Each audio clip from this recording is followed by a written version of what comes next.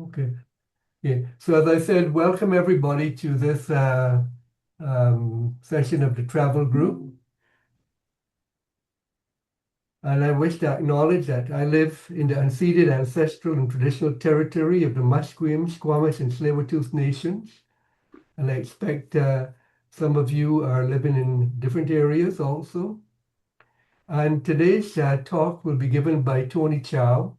And I'll ask Tony to introduce himself and then carry on. He's already sharing the screen, so we don't have to worry about that.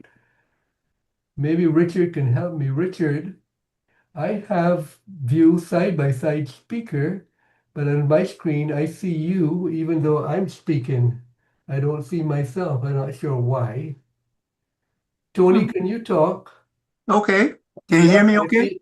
I see you, so that's good. That's all we need to know. So you can carry on now. Okay. Well, hello, everybody. Thanks for coming to my talk. For those who don't know me, I'm Tony, former head of infectious diseases at UBC and VGH, and director of the UBC MD PhD program. I retired in 2006, but I still wake up uh, with nightmares in a cold sweat, thinking I missed the CIHR grant application. Crazy. Um, in any case, the occasion of my our trip to Hong Kong and mainland China was for my 65th high school reunion in Hong Kong. And oh, how come you won't move? All right, let's see. Okay. So it was the high school I attended to in Hong Kong. It was run by Irish Jesuits. That's probably where I had a little bit of an Irish accent. I was born in Hong Kong during the Second World War, and the family moved back to northern China. We came out to Hong Kong again in 1949 when I was 9. And after completing high school here, I got a scholarship to study in Brandon, Manitoba. And after that, a medical school at the University of Manitoba. So that's how I became a Canadian. So the I was in mainland China several times during the 80s and 90s. On behalf of our research projects, CIDA-funded research projects on treatment of hepatitis B. And so it's particularly interesting for me to see any differences in the social and infrastructure changes in the last 40 years. And so this is our itinerary. We flew into Hong Kong, and then flew to Shanghai after my reunion, flew to Shanghai and had land tours of two cities, Suzhou, followed by Yangzhou, and then flew to Chengdu and back to Hong Kong and Canada. So it was overall about 3 weeks trip. Now, this is Hong Kong International Airport. For those who've been there before, it's a massive terminal from end to end. And while in the terminus, I saw a passenger riding on his luggage like this. That had a motor on it, and he was scootering around in the airport. So I thought that was pretty cool. I looked up Amazon, and sure enough, you can buy one like that for $1,200. And for that amount of money, I would just order a wheelchair free of service. Um, and so Hong Kong, very densely populated, 7 million people now, squeezed into an area no more than 500 square feet, and lots of high rises. These are buildings government-supported housing units. And you can see it's a nightmare for public health to carry out investigation or prevention of outbreaks. So in fact, they had a huge problem in 2002 and 2004 with the SARS outbreak. And they, in fact, showed that the mode of transmission in these buildings were vertical through air ducts and drainage pipes.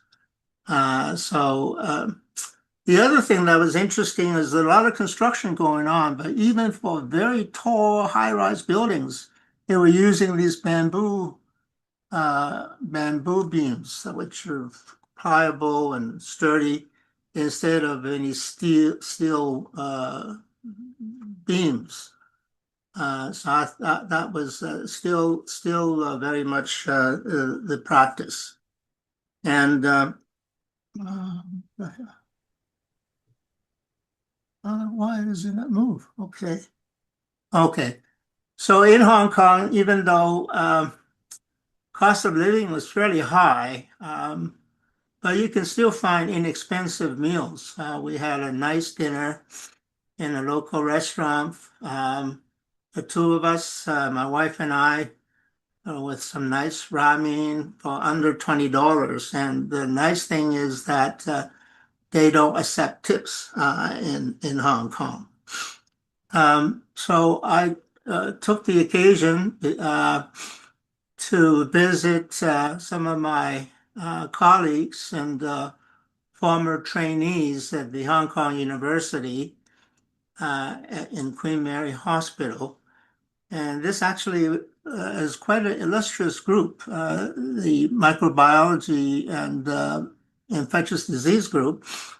They were the first to isolate the SARS virus during 2003, and they showed that the transmission of SARS outbreak was probably from bats that infected people, and they predicted the more recent pandemic of the COVID-19. So incidentally, the genome of the SARS virus was first sequenced right here in Vancouver in the Michael Smith Genome Science Center. This is my high school reunion classmates, and for a group of octogenarians, I think we look pretty good. So this is the trip. So our first destination was Shanghai. And so most people know about the Bund, which is a beautiful area along the west bank of Wampu River. It's quite an ancient city, first settlement in 4000 BC. Currently has a population of 26 million. It has an area 3 times that of Moscow and 4 times that of London. And it's the financial center, although Shenzhen's probably taken over now, both Shanghai and Hong Kong. It has a unique Shanghainese style of cuisine, which I don't particularly like. It's very oily. In fact, when we had our research project in China, they assigned me a Shanghainese cook, and every chance I get, I escape through the back door on my bicycle and rather go for the street food instead. Another interesting feature in Shanghai is the marriage market. It's really one of a kind, where parents and grandparents would gather in this place, in a park, and display the personal profiles of their sons or daughters that they wish to marry off. And so they don't allow any photographs because the emphasis was on credentials, not on looks. And apps were not allowed because they only allow face-to-face meetings. So this was really quite an interesting a very popular event, mainly for the parents. And I don't think that the children really care for that very much. Usually they're dragged into it. Now, in Shanghai, this is the hotel we checked in, very modern place. Probably the most memorable thing in Shanghai was in a hotel. Uh, these smart toilets. And they're so smart that every time you walk near the toilet, the lid would automatically open. And next to the toilet, you see these controls for a bidet. And it would control the direction of your stream, whether it's rear or front, and whether it's soft or harsh, and whether you want the stream to be oscillating versus pulsating. Very intimidating. So I was afraid to use it. But our main reason for going to Shanghai was to board this cruise ship called the Adoron Magic City. It was the first cruise ship ever built entirely in Shanghai with international partnership. It's a huge ship, 15 levels, holds 5,000 passengers, quite luxurious inside. There are all kinds of shopping and restaurants, but no gambling. And the cruise was only for 5 days, 4 nights, cruising to Jeju Island, south of Korea, and then to Nagasaki in Japan, and then back to Shanghai. So as you can see, it was very crowded, and I wouldn't recommend this particular cruise. It mainly catered to local tourists, and I didn't think it was quite up to international standards. I probably personally would recommend the Yangtze River cruises, which were quite common in Shanghai. So, short cruise to Jeju Island, very beautiful island, very scenic, lots of interesting lava rocks around. Nagasaki was the site of the atomic bomb during the Second World War, but it's amazing how the whole city has fully reconstructed. We didn't go down to visit because, again, it was so congested. We just watched it on board.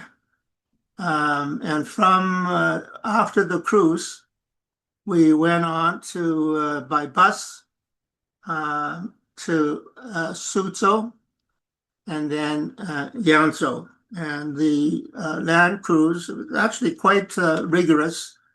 We averaged about 10,000 steps a day.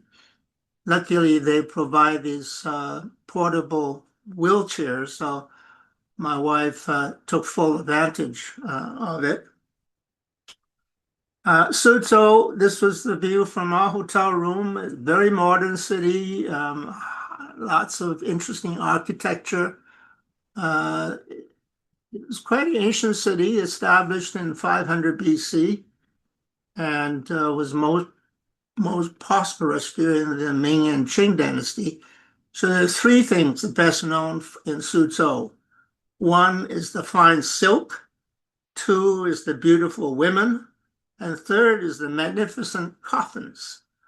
Also known for the classical gardens, and in fact, our own Sun Yat-sen garden was patterned after the Suzhou gardens.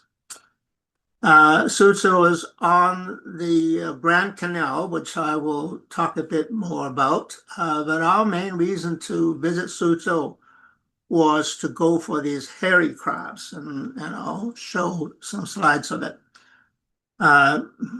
This again is the view of Suzhou from a hotel room. Lots of interesting architecture, beautiful sunset. and streets, a very modern city. And lots of shopping, very modern. Here you can see Lululemon in the middle of town. And here are three statues created by some Dutch sculptor representing three traditional folklore figures representing fortune, prosperity, and longevity. Here, a view of the back lanes, again, very scenic, cobblestone lane, lots of interesting shops and interesting architecture. Very clean, no garbage, no homeless people. And here they were selling these stinky tofu, which you can smell the stench a mile away. But it's actually quite a delicacy. We also visited the Suzhou Museum and very traditional, interesting architecture. Here's another view of the museum. And again, Suzhou is also on the Grand Canal, which I will talk a bit more about. It's quite a treat to ride one of these barges along the canal, along these ancient, in busy part of town with busy markets that are 1,200 years old. Markets right along the Grand Canal. So the canal was quite old and quite a history. Here's a leisurely look for in town where you can sit down and have a cup of coffee or tea. Here's a lady wearing typical Han Dynasty costume. It's quite popular custom for people to go into a rental shop and rent one of these costumes from any of the old dynasties and walk around and tour ancient parts of the city. So our main reason to visit Suzhou was to have the feast on the hairy crab. So we had to take a boat and travel on this lake to go to an island called the Lotus Island, where the hairy crab restaurants are, and all around the island in this fresh water are the hairy crab farms, and the natural ecosystem in this area makes the meat of the crab particularly sweet and flavorful. And the best time to go for these crabs in the autumn. And so this is where we had our feast of hairy crab for lunch while being entertained by a musician play on a traditional Chinese instrument called the pipa. And the crab meat is quite sweet and compact meat, and the female crabs a lot of roe. But I must say, I still prefer our own Dungeness crab, which to me is really the best. So our next destination was Yangzhou, which is not too far away. It's again an ancient city, started about 400 BC. So it's again part of the Grand Canal. So all three cities we visited, Shanghai, Suzhou, Yangzhou, were all part of the Grand Canal. It was the center of culture and trade, particularly during the Tang Dynasty. And if you like Chinese food, you go to any Chinese restaurant in town, and order fried rice, you will see on the menu Yangzhou fried rice. That's where the recipe came from, this city. But Yangzhou is probably best known for this lake, beautiful area. It's called the Slender West Lake. And this is a very scenic spot, a national park. And the one of the emperors during the Qing dynasty used to come here for a vacation spot. And so they really spruced it up and made it into a national park and attraction. So it's part of a UNESCO heritage site. And it's really very, very picturesque. So so it's called a slender West Lake as opposed to the real West Lake in Hangzhou. In order to match that, it tried to imitate the real West Lake.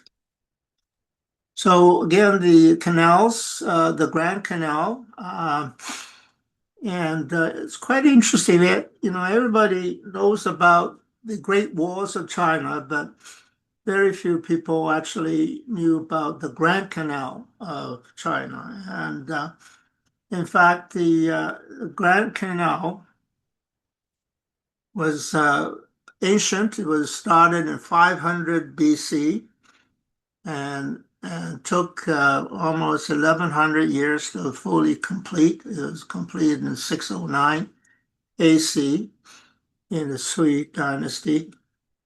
And it's over 1,000 miles long. It's the longest man-made canal in the world. It starts from Beijing in the north and goes all the way to Hangzhou in the south. And the reason the emperors in ancient times started this Grand Canal project was because China has two main rivers, the Yellow River on the north and the Yangtze River on the south. And these were both the roots of Chinese civilization. And quite different districts, and the ancient emperors wanted to connect these two rivers using this Grand Canal in order to facilitate trade and transportation and exchange of culture in these different areas of China. Now, the highest elevation of the canal was 138 feet, but there was no problem for boats to go through because the invention of the pound lock, which was invented in the 10th century. And the pound lock, here's the top view and here's the side view. So it consists of a top gate and a bottom gate. And these gates could be either raised or lowered in order to control the flow of water, the level of water in the lock, and that would allow boats to go through. So quite ingenious. So just to put it a little into a timeline of the Chinese dynasties, so we can see the first recorded history of Chinese history was in the Shang dynasty, way back over 4,000 years ago. And both the Great Wall and the Grand Canal were started very early on during the Spring and Forest period. So that's around 500 BC. The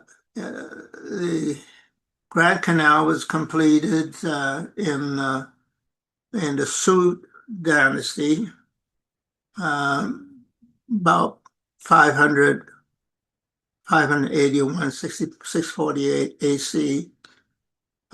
Great Wall China was completed much later in the Ming Dynasty. And you can see that the Confucianism started quite early also in the Chow dynasty.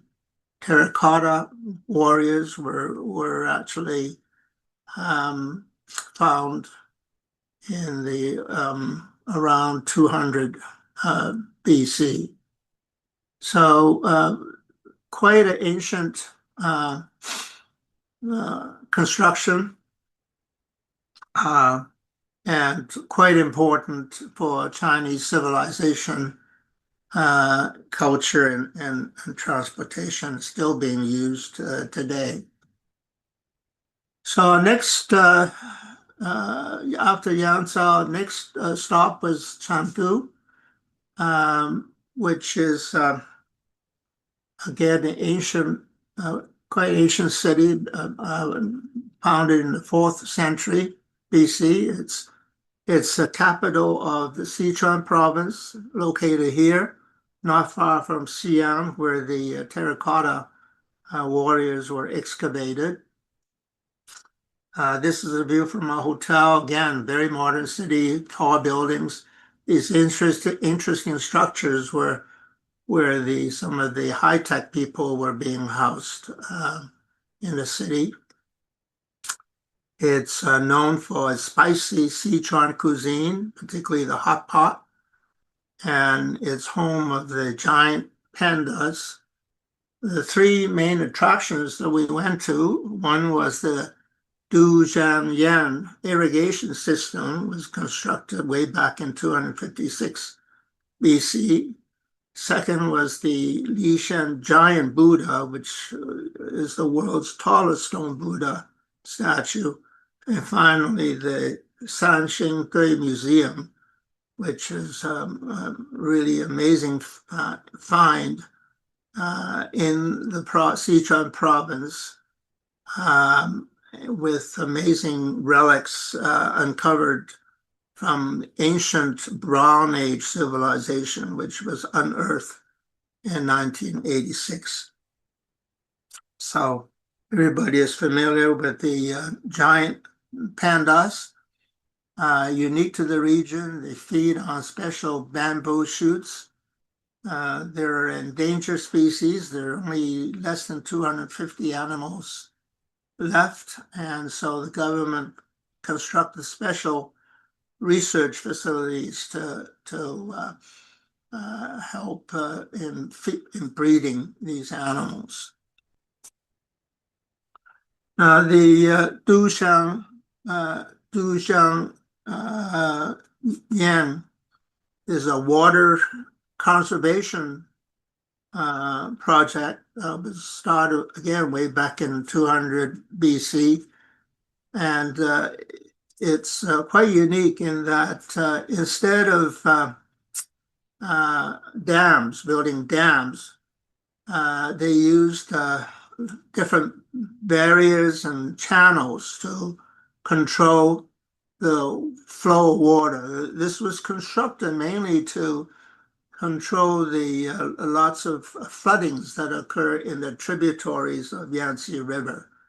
And so there's quite a amazing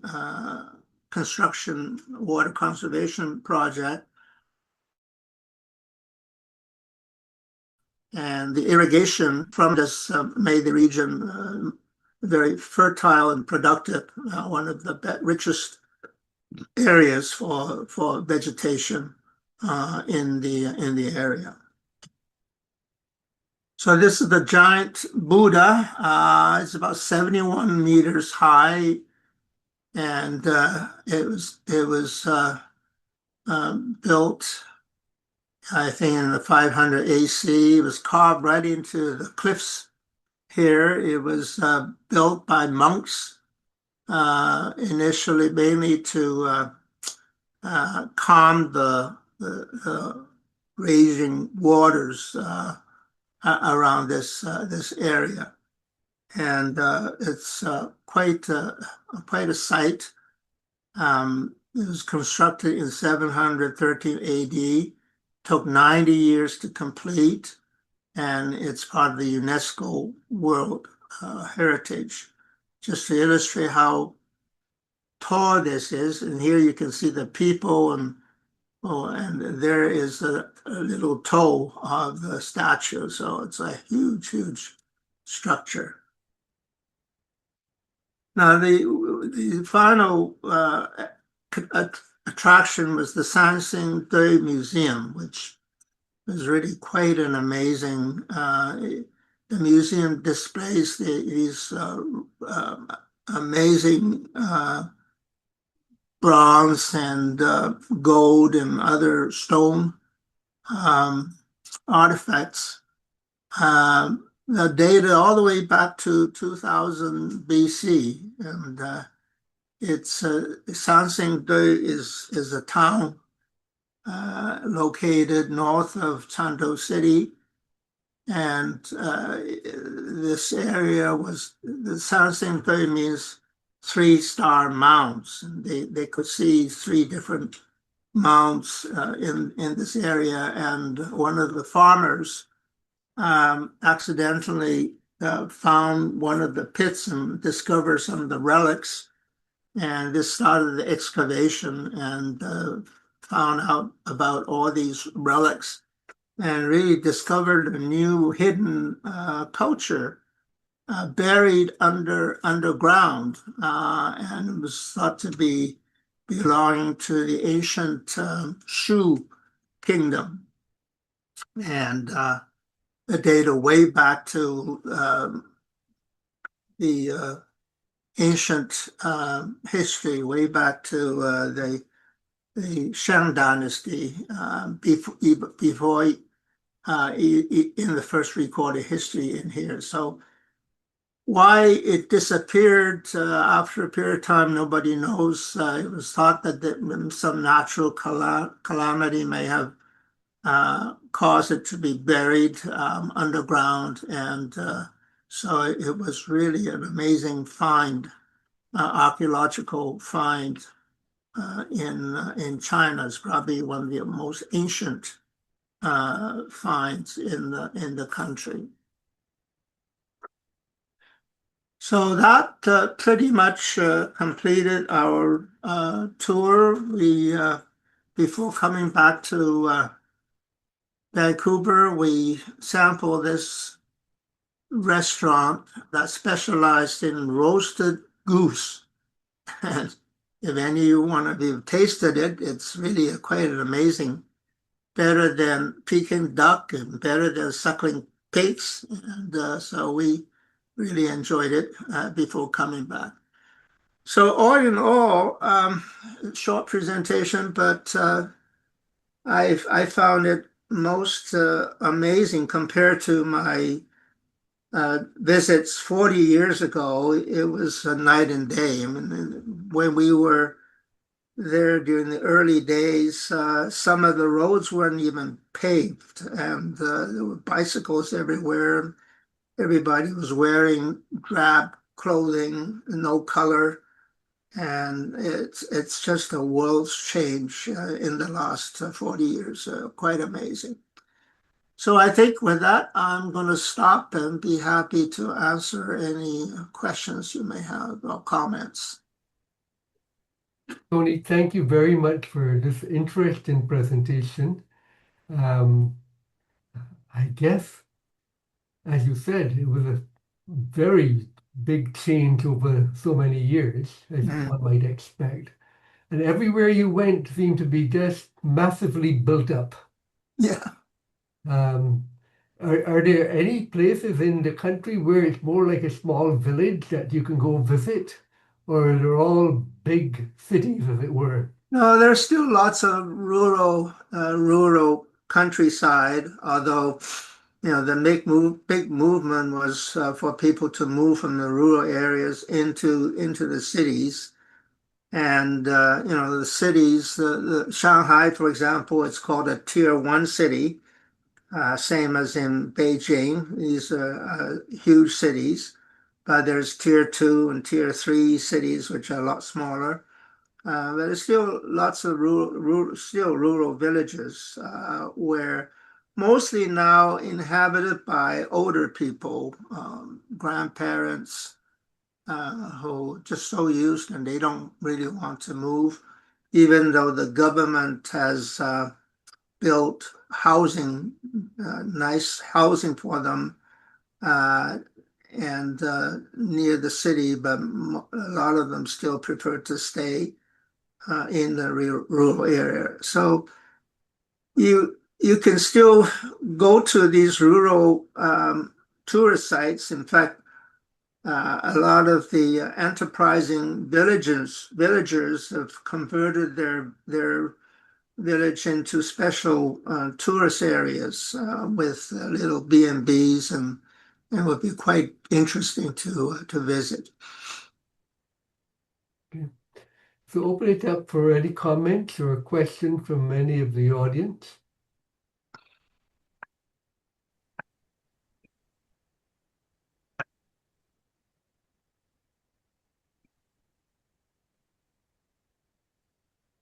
Okay. And My only complaint, it's a long flight. It's 15 hours. We took the red eye. It usually flies out from Vancouver after midnight and gets to there sometime next day. It's a very tiring trip for us in our 80s. Dessa Sadovnik. Dessa, you have your hand up. Yeah, I do. I just thought it'd be interesting to add that a couple of your experiences related very well to me. First of all, the one about the fancy toilets. We we were in a hotel. We came in at night, went into the washroom without my glasses, and the next thing I knew, the TV was blaring, the music was blaring, water was spritzing everywhere, and couldn't figure out what on earth to do with this toilet. The other thing that I really found interesting was the marriage market, because one of my trips to Shanghai, I went with two male colleagues. And I didn't really understand the culture that well. So every time we walked into the door of the hotel, one of the colleagues would always give me his arm. He was a Caucasian. He wasn't from China, but he'd always take my arm walking into the hotel. And I just thought he was being a gentleman and trying, to help me walk or something. And then a few days later, the two males in my group went on an outing that I, for various reasons, couldn't go on. And so I was alone in the hotel and I had tea and I'm watching, and it seemed to me like it was a wedding party must be going on because there are all these girls there, all dressed beautifully with makeup and all the same, dresses and everything. So when they came back, I told them about this wedding I presumed I saw, and that all these girls must have been bridesmaids dressed up in these outfits because, they were waiting to go into the wedding ceremony. And they turned around and explained to me that they weren't bridesmaids and they were hanging around the lobby at that time for other reasons. Mm. So that's a new way of looking at Shanghai. Actually, the same thing happened to us when we were in Xi'an many years ago. We got into a hotel and Claire and I went up to the room, and then a phone call came up inquiring if we were interested in having any room service of a certain type. I was a little bit surprised, but no, we declined. But I'm interested that seems still to be going on. So, Tony, do you think that it's a safe place for Caucasians to travel to from Canada at this point in time? Oh yeah, I think the country is open up particularly for tourism. In fact, they don't even require visas now for most countries, including Canada. They allow, I think, 10 days free visit without a visa. And actually, the tourism is really picked up, and the country was encouraging this in order to encourage more East-West exchange. So the answer is definitely yes. There are lots of travel logs on YouTube now. You see people visited in show their travel experiences, and it's quite detailed. China is so vast. My problem is, choosing where to go, and you pretty much have to stay in one place for maybe a week to fully understand the culture and enjoy the local amenities. The places that I missed would be some of these water towns, the more ancient small towns right on the near the water, and there's a special culture and really very pretty and interesting to go. There's several of those, I believe, including one near Suzhou and other places. Yeah. I think many years ago when I was in Shanghai, I visited for a day to one of these water towns, which was quite charming. It was called Tongli, if I recall correctly. Mhm. It was only about an hour and a half Yeah. ride to this town. But it wasn't a city at all. It was just very quaint with interesting shops and artisans, and you could go for a ride on the canal in the water. It was quite pleasant. Mhm. Yeah, I would recommend those who haven't been there to get on the Yangtze River cruise. And those are very well run now, and they go all the way from Shanghai all the way to Chongqing, and lots of interesting cities en route, and usually very well run. These are usually run by international cruise ship companies. Tony, is the Grand Canal still a commercial waterway of significance, or is it mainly historical and tourist No, interest? it's still used quite a lot, even though they have the best highways and the high-speed trains and everything. But the waterway is very convenient, and so it's still used a lot for transportation and movement of goods, and probably for commercial transportation rather than um, personal voyage. I think traveling in China, probably the most convenient is getting on these high-speed trains because you can go pretty much anywhere, and quite affordable. But the canal is still used mainly for transportation of goods and barges and so forth.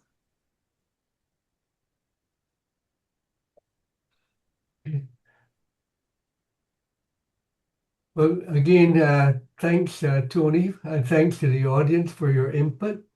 Our next session is going to be in November, and it's November 13th.